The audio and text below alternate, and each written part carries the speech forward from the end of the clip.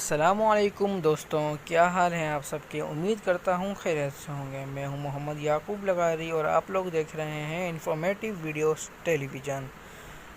آج میں آپ کو خوش آمدید کہتا ہوں قصص الانبیاء کے سیریز کے ایپیسوڈ 1 سیدنا آدم علیہ السلام کی پارٹ 3 پہ۔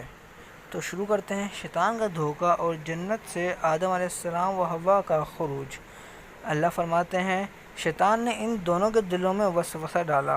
شیطان نے یہ کہا کہ اس پھل کو کھانے سے کبھی نہ ختم ہونے والی بادشاہت ملتی ہے، اور اس وسوسے کا مقصد یہ تھا تاکہ ان کا پردہ جو ایک دوسرے سے پوشیدہ تھا دونوں کے روبرو بے پردہ کر دے، ان کی شرمگاہوں کو ننگا کر دے۔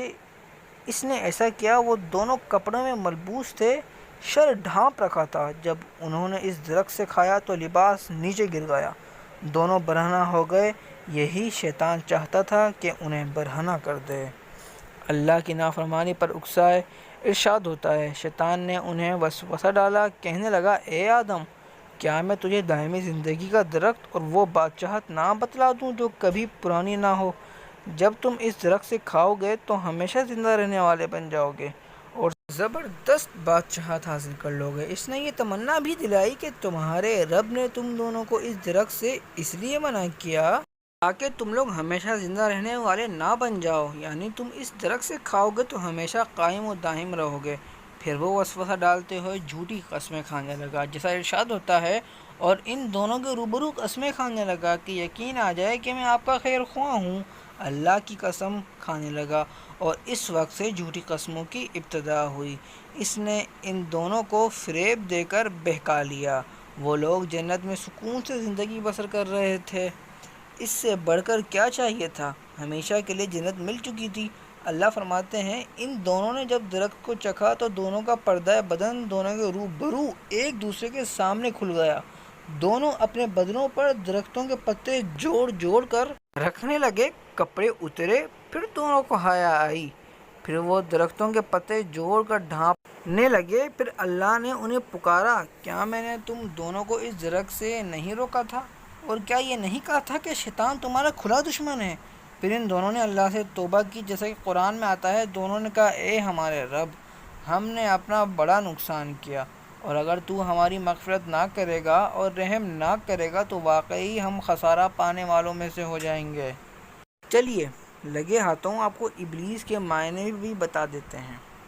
ابلیس کے معنی انتہائی مایوس کے ہیں، ورنہ اس کا اصل نام عزازیل تھا۔ غرور اور تکبر کی وجہ سے اس کا نام ابلیس رکھ دیا۔ اللہ نے انبیاء کی خاص حفاظت کی ہے اور ان کو گناہوں سے پاک کر کے رکھا ہے۔ اب میں آپ کو ایک اور بات بتاتا چلوں کہ آج کل من گھڑت کہانیاں چل رہی ہیں کہ حضرت حوا نے حضرت آدم علیہ السلام کو اس درخت کا پھل کھانے پر اکسایا تھا، مگر یہ بات جھوٹ ہے۔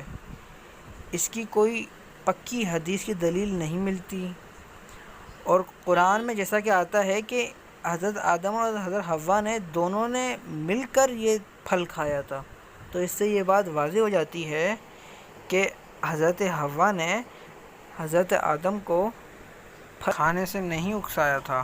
پھر اللہ نے ان تینوں کو، یعنی شیطان کو، حضرت آدم کو اور حضرت حوا کو دنیا میں بھیج دیا تھا۔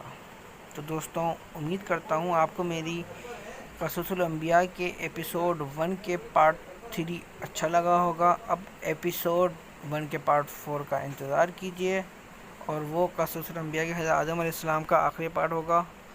تو اللہ حافظ۔